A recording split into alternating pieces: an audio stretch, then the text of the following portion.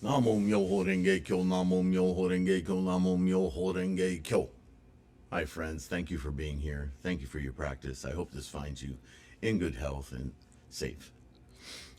Speaking of that, a brief announcement. There may be those of you who are interested in this as a service, and so I think later today I will be posting on threefoldlotus.com a link on the front page. There's a lot of links on the front page. I know. There's a link on me, guest speaker at your event or at your gathering. And I think right around that I'll put an offer, something I just recently encountered in my practice for one of you patrons out there.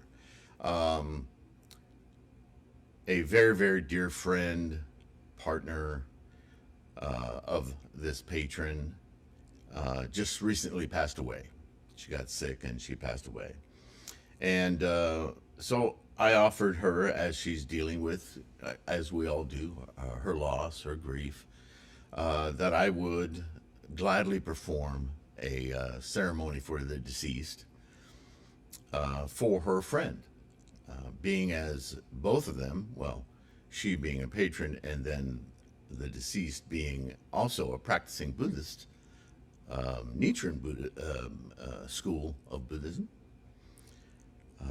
I thought it was essential to perform this for her.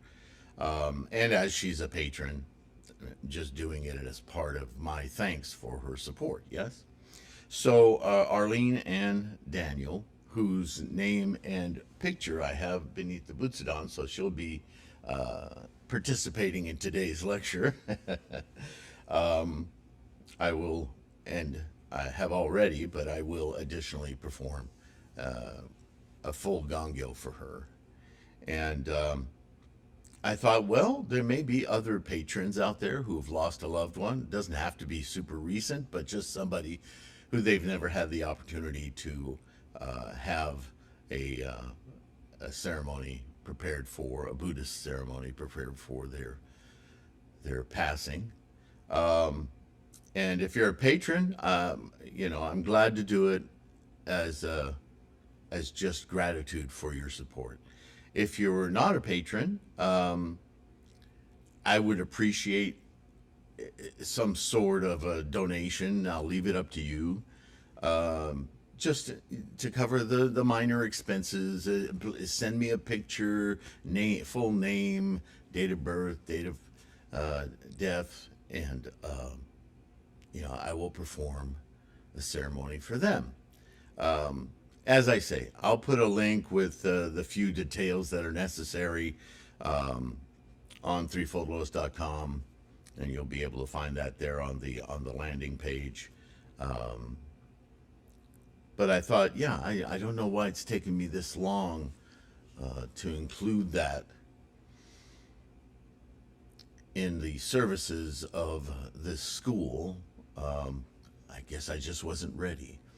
I try to do it during the fifth meditation in Gongyo, certainly for everyone I know and for everyone in general. And I do think of the Sangha as I'm performing that meditation, recitation.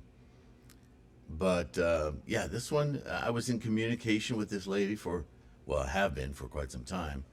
And she's a wonderful person. And so when this happened recently, I thought, oh my goodness, why am I not doing this? So, not that all of you want to take advantage, want that. But if you do, I would be honored to perform the ceremony and have their pictures. So send me a decent picture of them. Doesn't have to be recent, but just a picture of them. As we're visual, skanda-driven creatures, yes, and their name, as I say, and I will perform the ceremony for them. So, anyway, that's the brief announcement. We are in the midst of the third chapter of the Lotus Sutra proper, and the third chapter is one of the few chapters in the Lotus Sutra that's a bit lengthy. So it has several stages. We pretty much have completed the beginning stage of where Shariputra is like telling Shakyamuni, wow, I am so ready. I've always suspected, and I blamed myself for being somehow incapable of realizing this larger point of your teachings, kind of wrapped up in the the brotherhood, the what do you call it? There's another word for mob mentality. It's just the group think, right? That just carried along the mythology from ancient Hindu traditions of reincarnations and multiple lifetimes and all that. And all the while, it was sitting right in my face. And Shakyamuni is telling him, basically, I've taught you this before. You knew this, but somehow forgot it. So now this teaching, I'm nailing it down, right? Lotus Sutra, immediate enlightenment in this lifetime, for this lifetime, to express and experience your maximal potential without stress, anxiety, blah, blah, blah. Dukkha. All right. So let's go on. Shakyamuni is now going to repeat, as he does, in verse. And, in the Gathas in verse, we usually, as I've also said before, learned a little bit more detail about his sermon than we do in the exploratory storytelling, yeah? So here we go. In an age to come, you shall become a Buddha, honored for universal wisdom, by name and title, Flower Light. And you shall liberate innumerable creatures, right? So, again, the personages and the naming conventions, they're not just idle, made-up things. They're very representative of the teaching itself. So why call him Flower Light, right? Making corrections as I go. Wait, well, what flower? Right? The lotus. Light. Enlightenment. So here you are having this catharsis, Sharihotsu.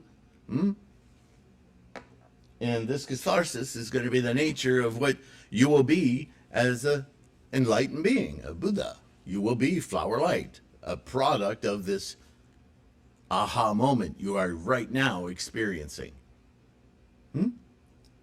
He could have just called them Renge, but too obtuse, right? Paying homage to numberless Buddhas, perfecting bodhisattva actions, and the merits of the 10 powers and so on, it shall be evident that you have attained the supreme way. In other words, you will course in the Saha world as a bodhisattva. A bodhisattva, by definition, an influence to others and your environment based on the opening of your Buddha eye. After infinite kalpas have passed, a long time, there will be a kalpa named ornate with great jewels, and a world named undefiled, pure and flawless, with lapis lazuli for its ground, with golden cords defining its ways, with trees variegated by the precious 7 jewels, always having flowers and fruits. Now we know all of that expository is about this idyllic perception of the world around us. It's not that the streets will be made of these precious things and the trees will spawn flowers, fruits, and jewels, right? It's not about that. It's about perception.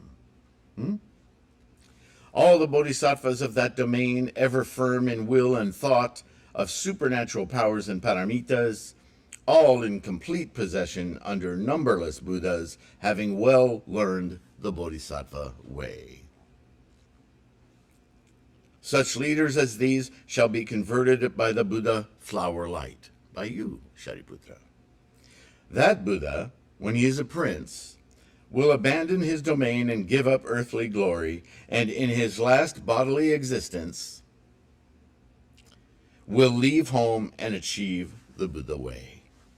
The Buddha Flower Light will dwell in the world for a lifetime of 12 minor kalpas, and the people of his domain will live for 8 minor kalpas.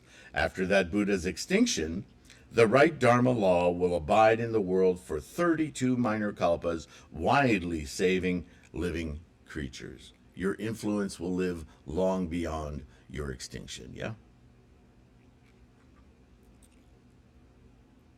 At the expiration of right Dharma law, the counterfeit law will abide for 32 minor kalpas. So even the intermediate goal of the false nirvana will last beyond, well beyond your extinction. And that's important because it's, for those of lesser capacity, still a pathway to the one Buddha vehicle, right? He's already explained that. His relics, flower lights, will be widely dispersed, universally revered by universal realms of influence and men. The doings of the Buddha flower light, such as these, will be his deeds. That most revered, honored of men, most excellent and incomparable, he is really you yourself. Therefore rejoice and be glad, which Shariputra has already expressed.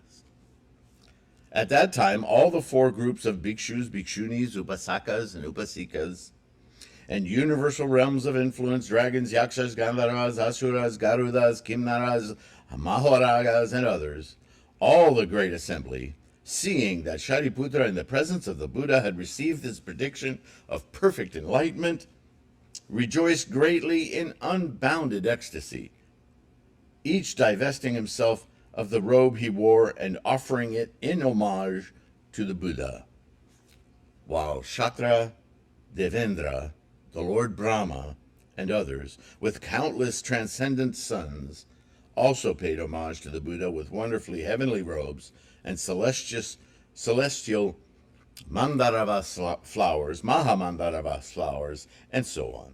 The celestial robes bestrewed, remaining in the sky, whirled round of themselves, and hundreds of thousands of myriads of sorts of heavenly musical instruments, all at once, made music in the sky, and raining numerous heavenly flowers, they uttered these words. Of old at Varanasi, the Buddha first rolled the wheel of the law, and now again rolls the supreme and greatest law wheel. My annotation here is, this is a profound statement. What it literally says is that the teaching of Shakyamuni Buddha has been ever consistent and based on the same principle from the start. What is changed is the perception of his students. Even the so-called counterfeit Dharma was taught for the progression to full understanding as a simpler intermediary.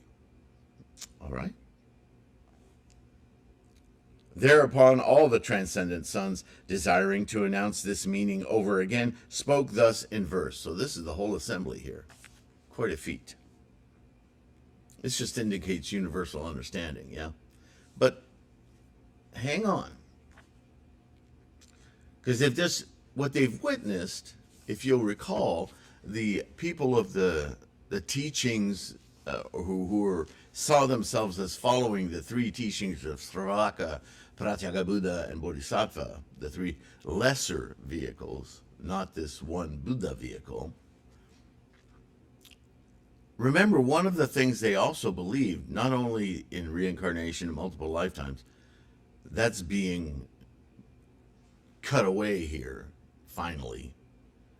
But they also believed that the only way you could finally achieve Buddhahood was by having it given to you, offered to you, predicted to you by a Buddha. Well, isn't that what just happened? So don't get too excited, because as excited as they are, they may be excited for still the wrong reason. They may only be partially understanding. So let's not get too excited. It's great that all of this huge assembly is like coming into the program now and really listening.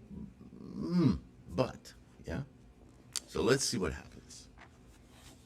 Thereupon all the transcendent sons, deserving to announce this meaning over again, spoke thus in verse.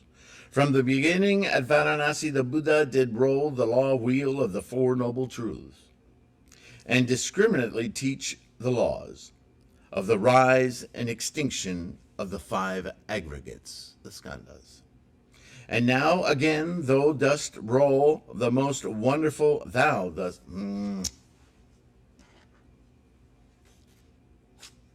put the world-honored one.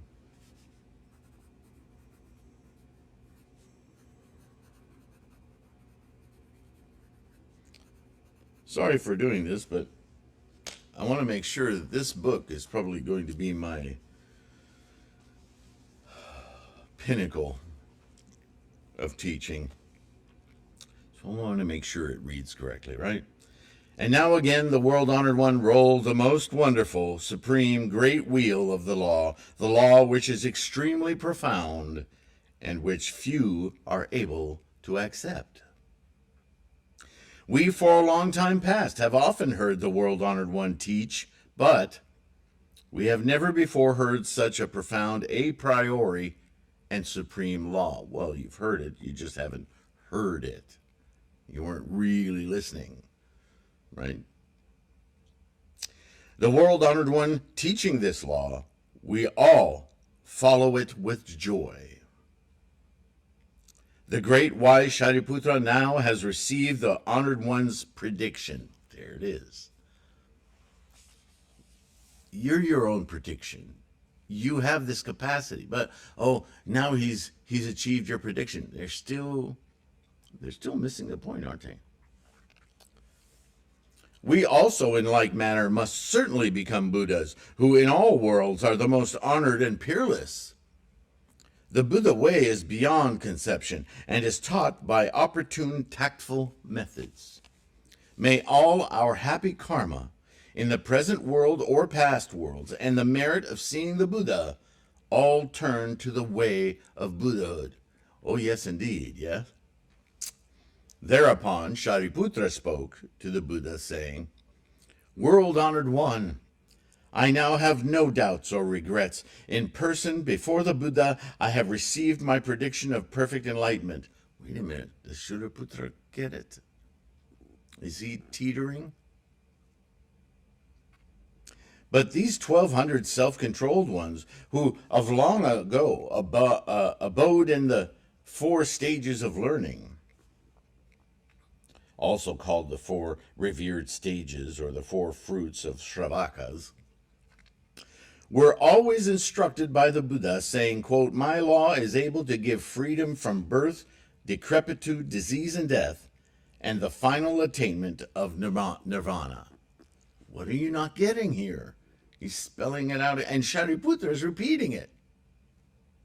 It doesn't need to be predicted and given to you. It's something that you do. But there's a little slippage in the rhetoric here, isn't there? Each of these who are under training and no longer under training is also free from false views about the self and about existence or non-existence, and considers he has attained nirvana, the false nirvana. But now in the presence of the Buddha, hearing that which they have never heard before, not because it wasn't said, but because they didn't hear it, they have all fallen into doubts and perplexities. What? Good, honored, world-honored one, please state the reasons for the 4 groups so that they may be free from doubts and regrets. Shariputra recognizes that they don't quite get it yet. They see what they're excited about is the prediction given to Shariputra from the Buddha.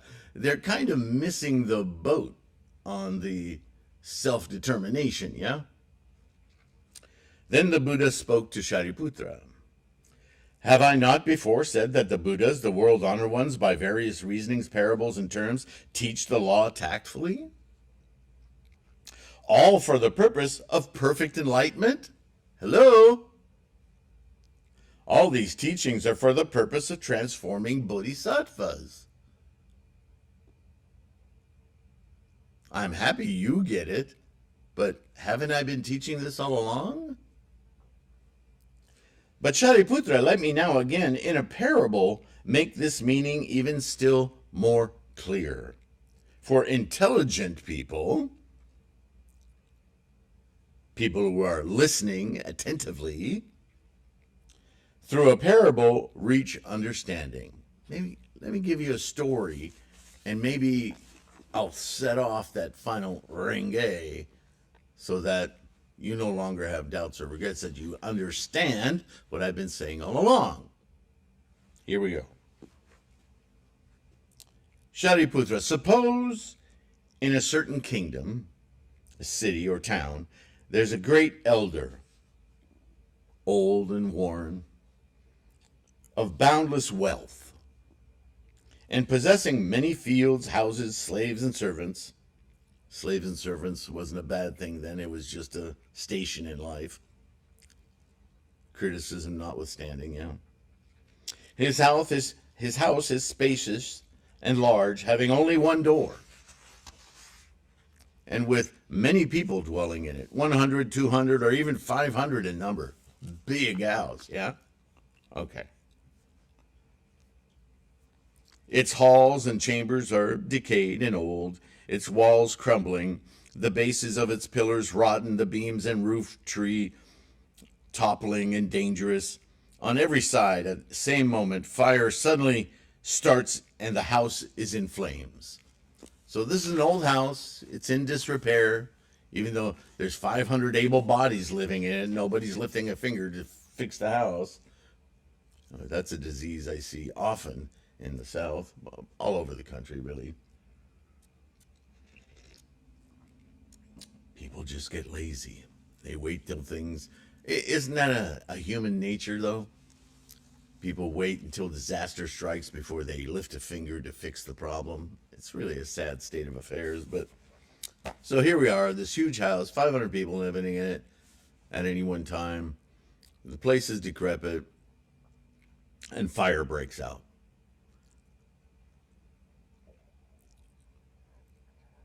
The sons of the elder, say 10, 20, or even 30, are in this dwelling. Now, he's an old, wealthy man, but how old do you think his sons are at this point?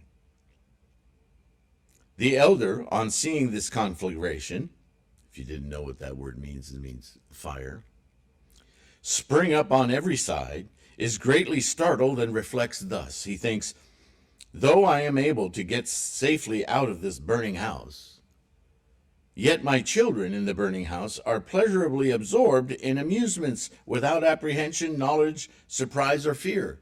They're so wrapped up in their Game Boys and their what's the popular games now? Heck, I don't know any of them. But they're just totally enthralled in their video games, say. Though the fire is pressing up upon them and pain and suffering are imminent, they do not mind or fear and have no impulse to escape. Oh, somebody else will take care of it.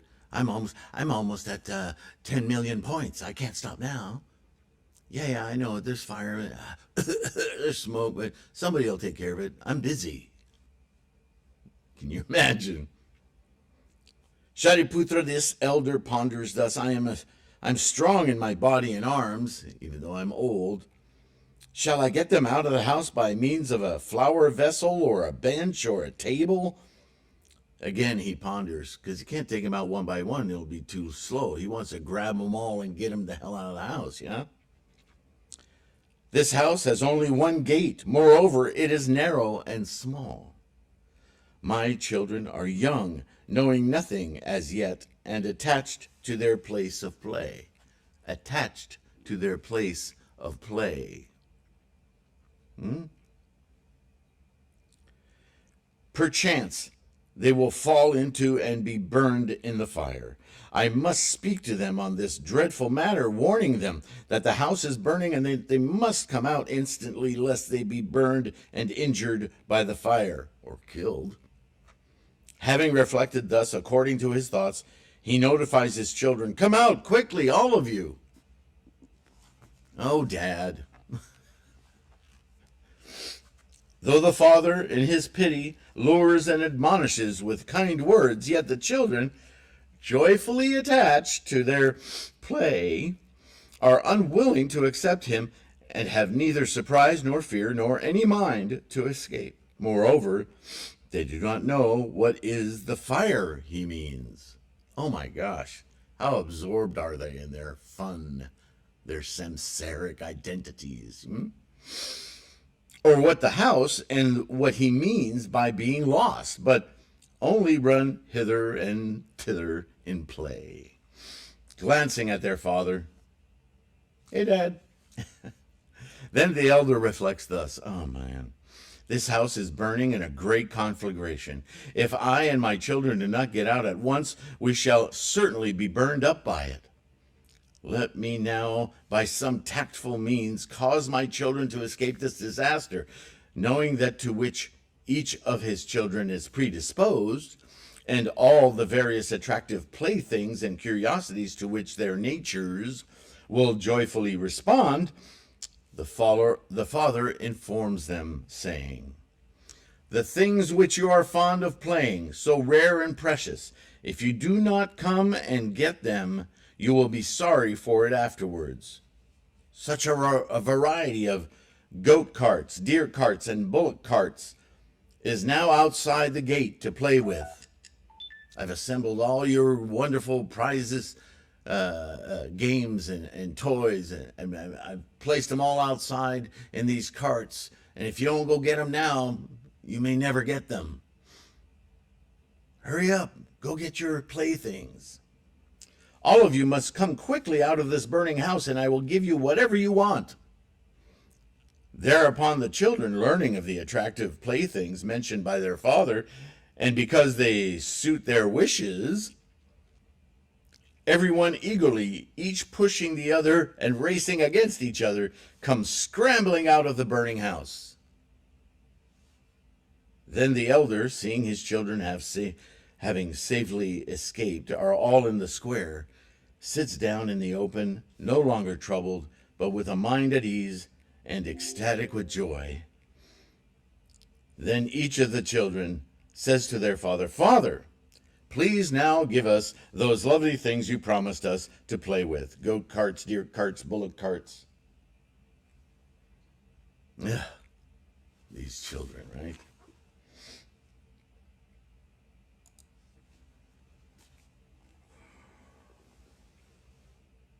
Shariputra.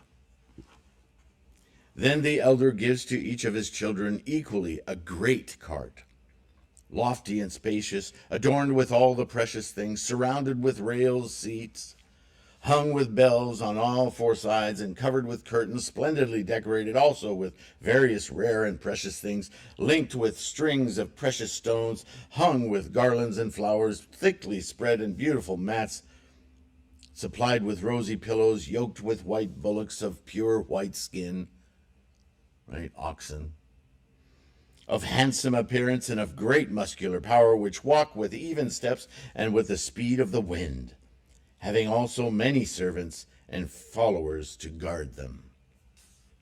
For what reason? Great elder, because this great elder is of boundless wealth, and all his various treasuries and granaries are full to overflowing, so he reflects thus: "My possessions being boundless, I must not give my children inferior small carts. All these children are my sons, whom I love without partiality. Having such great carts made of the precious 7 jewels,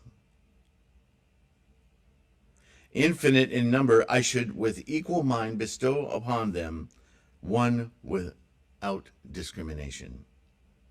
For what reason? Because if I gave them to the whole nation, these things of mine would not run short, how much less to my children. Meanwhile, each of the children rides on his great cart, having got that which they never had before and never expected to have. Now, by now, you should see how direct this parable is to what is happening in this very chapter, in this Lotus Sutra. He gave, I will spell it out for you. He gave to his monks, students, the gift of the false nirvana to keep them interested and moving forward in their practice. Don't quit. Don't be distracted. Don't go back to your baubles of samsara. Look what you can achieve. Oh, great, come out. And now that they're all out and safe in this assembly, he gives them all the supreme, one vehicle. Now they're ready to have it all. They no longer to be enticed into practicing for their enlightenment. They can simply achieve it, right? That's what the parable is indicating. So who's the old, venerable, wealthy man in this? Isn't it Shakyamuni? And the entire assembly, his sons and daughters. Let's read on. Shariputra, what is your opinion? Has the elder, in giving great carts of the precious substances to his children equally, been somewhat guilty of falsehood? Shariputra said, no, world-honored one. That elder only caused his children to escape the disaster of fire and preserved their bodies alive. He committed no falsity. Why? He has in such a manner preserved their bodies alive, and also they have obtained those playthings. Now, how much more by tactful means he has emancipated them from that burning house. World-honored one, even if that elder did not give them one of the smallest carts, still he is not false. For what reason? Because that elder from the first formed the intention, I will by tactful means cause my children to escape. For this reason he is not false. How much less so, seeing that this elder, knowing his own boundless wealth and desiring to benefit his children, gives them great carts equally. The Buddha said to Shariputra, good, good. It is even as you say, Shariputra, the Tathagata is also like this. For he is the father of all worlds, who has forever entirely ended all his fear, despondency, distress, ignorance, and umbrageous darkness, and has perfected his boundless knowledge, powers, and fearlessness, is possessed of great spiritual power and wisdom, has completely attained the paramitas of tactfulness and wisdom, who is the greatly merciful and greatly compassionate, ever tireless, ever seeking the good and benefiting all beings. And he is born in this triple world, the old, decayed, burning house, to save all living creatures from the fires of birth, old age, sickness, and death. The cycle of birth, the attachment to the plaything, samsara, right? The pleasures of the skandhas. Grief, suffering, foolishness, darkness, and the three poisons, and teach them to obtain complete and perfect enlightenment. Anuttara Samyak Sambodhai. That's what I've been doing all along.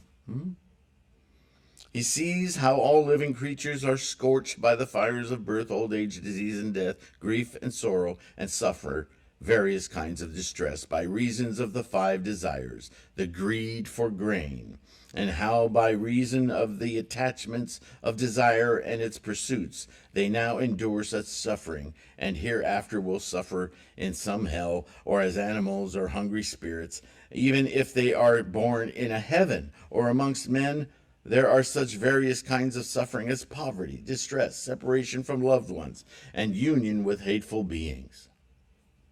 Absorbed in these things, all living creatures rejoice and take their pleasure, while they neither apprehend nor perceive, are neither alarmed nor feared, and are without satiety, right, constant hunger, never seeking to escape, but in the burning house of this triple world, running about hither and thither, and although they will meet with great suffering, count it not a cause for anxiety, right? They try to save themselves with suffering by suffering. It is the lock of samsaric thinking, you know? The attachments, the constant wanting to satiate the skandhas, the sensory joys. It's endless. It's a trap.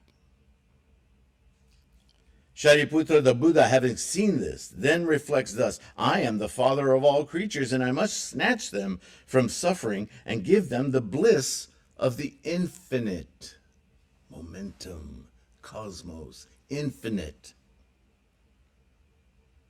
Boundless Buddha wisdom for them to play with. Be in this. Shariputra, the Tathagata, again reflects thus: if I only use spiritual power and wisdom, casting aside every tactful method, and extol for the sake of all living creatures the wisdom, powers, and fearlessness of the Tathagata, living creatures cannot by this method be saved, be liberated. For what reason? As long as all these creatures have never escaped birth, old age, disease, death, grief, and suffering, but are being burned in the burning house of the triple world, how can they understand the wisdom? They've never seen it. How can they know it? How can they know anything different from what they're in? Shariputra, even as that elder, though with power in body and arms, yet does not use it, but only by diligent tact, resolutely saves his children from the calamity of the burning house, and then gives each of them great carts made of precious things. So is it with the Tathagata. Though he has power and fearlessness, he does not use them, but only by his wise tact does he remove and emancipate all living creatures from the burning house of the triple world. Teaching the three vehicles, the Sravaka, Pratyeka Buddha, and Bodhisattva vehicles. And thus he speaks to them: all of you, do not delight to dwell in the burning house of the triple world. Do not hanker after its crude forms, sounds, odors, flavors, and contacts, for if through hankering you beget a love of it, then you will be burned by it. Get you out of the triple world and attain to the three vehicles, the Sravaka, Pratyeka Buddha, and Bodhisattva vehicles. I now give you my pledge for this, and it will never prove false. Do you only be diligent and zealous. By these tactful means does the Tathagata lure all creatures forth, and again speaks thus: Know ye, all these three vehicles are praised by sages. In them you will be free and independent without wanting to rely on anything else. Riding in these three vehicles by means of perfect faculties, powers, perceptions, ways, concentrations, emancipations, and contemplations, you will, as a matter of course, be happy and gain infinite peace and joy. The three vehicles: the goat cart, the deer cart, the oxen cart. Shariputra, if there are living beings who have a spirit of wisdom within and following the Buddha, the world-honored one hears the law, receiving it in resolve, and zealously makes progress. Single-mindedly, yes. Desiring speedily to escape from the triple world and seeking nirvana for themselves, these will have the vehicle named the Sravaka vehicle, just as some of those children coming out of the burning house for the sake of the goat cart. If there are living beings who, following the Buddha, the world-honored one, hear the law, receive it in resolve, and zealously make progress, seeking self-gained wisdom, delighting in the tranquility of their individual goodness, and deeply versed in the causes and reasons of the laws, these will have the vehicle named Pratyeka Buddha vehicle, just as some of those children come out of the burning house for the sake of the deer cart. If there are living beings who, following the Buddha, the world-honored one, hear the law, receive it, and resolve, diligently practice, and zealously advance, seeking the complete wisdom, the wisdom of the Buddha, the natural wisdom, the wisdom without a teacher, and the knowledge, powers, and fearlessness of the Tathagata, who take pity on and comfort innumerable creatures, benefit universal realms of influence in men, and liberate all beings. These will have the vehicle named the Great Vehicle. Because the Bodhisattvas seek this vehicle, they are named Mahasattvas. They are like those children who come out of the burning house for the sake of the bullock cart or the ox cart. Shariputra, just as that elder, seeing his children get out of the burning house safely to a place free from fear, and pondering on his immeasurable wealth, gives each of these children a great cart, so also is it with the Tathagata, being the father of all living creatures.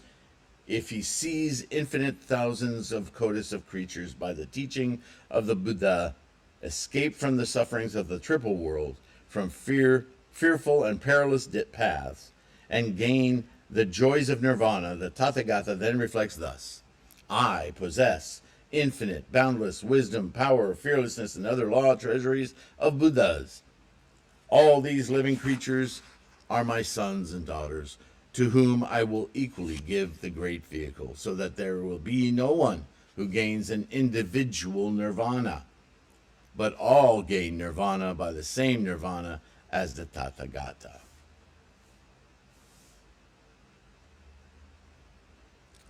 All these living creatures who escape the triple world are given the playthings of Buddhas, concentrations, emancipation, and others, all of one form, one kind, praised by sages and able to produce pure, supreme pleasure. Shariputra, even as that elder as at first attracted his children by the 3 carts, and afterward gave them only a great cart, magnificently adorned with precious things and supremely restful, yet that elder is not guilty of falsehood, as also is it with the Tathagata. There is no falsehood in the first teaching, 3 vehicles to attract all living creatures, and afterward saving by the great vehicle only. Why? Because the Tathagata possesses infinite wisdom, power, fearlessness, and the treasury of all the laws, and is able to give all living creatures the great vehicle law, but not all are able to receive it. So, I'm going to pause here, but I do want to repeat myself again.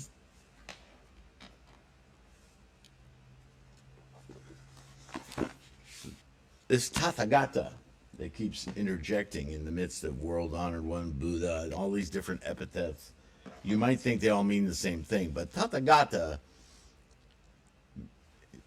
when he says in these stories that Buddha is the father of all the worlds, all the creatures, all the sentient minds, he's not saying that this father is an actual being. The father of all phenomena, every boy and girl, certainly, every creature, every rock, planet, sun, star, it's the engine of life. Buddha is the engine of life. And the engine of life cannot hold back its potential. In our embodiment as sentient thinking beings, when a human takes hold of the Tathagata, existing in the Saha world, sees how people have different capacities to appreciate this engine of life.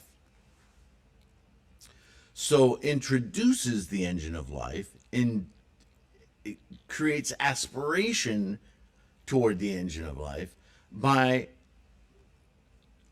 easier goals that are very tantalizing, like all of the playthings in the different carts.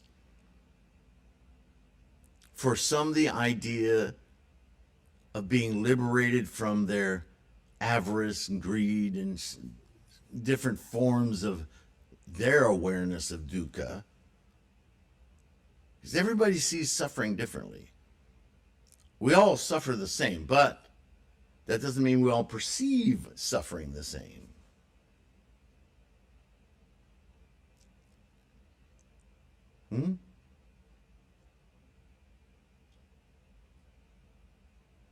So, different goals are given, different stories are given for certain groups of minds. Even though the goal ultimately is the same, I have to dole out, I have to be careful, because if I make the goal too intense, it'll just scare people off, or it'll make them resentful. So I have to teach to their capacity. But once I get them safely on the road, that they see their abilities, that they see what they can have experience, then I give them all the maximum, the totality. Because now it doesn't seem so foreign. Now it doesn't seem so far away. For some it may, but it still seems achievable because they can rely on their past accomplishments. But now there's no time anymore for taking it step by step, right? This is Mappo. This is the latter day of the law. No more coddling. Get up and do it. You are now an aware enough human being, a capacity built into cultural reality in the evolution of the sentient mind. All of you can get this. Some of you may have more samsaric obstacles than others, but that's not because you can't perceive this. You may have to work more diligently, so do it. Right? All right. So that's pretty much the fable. We'll do a little bit more discussion of it, no doubt. But it's a pretty one-to-one illustration of what he's teaching, isn't it? All right. Thank you. Thank you for listening. Thank you for your support. Don't forget, take a few seconds to like and subscribe. It really helps expand the Sangha. It's a Bodhisattva act. And the rest of you, the links in the description, buying ebooks and the bookstore, the mandala store, the free podcast, the website, which I have to remember I have to go add a link to today. Thank you so much. Patrons, I'm always looking for ways to show my gratitude for your support. Thank you all. I will see you in the next one. Bye for now.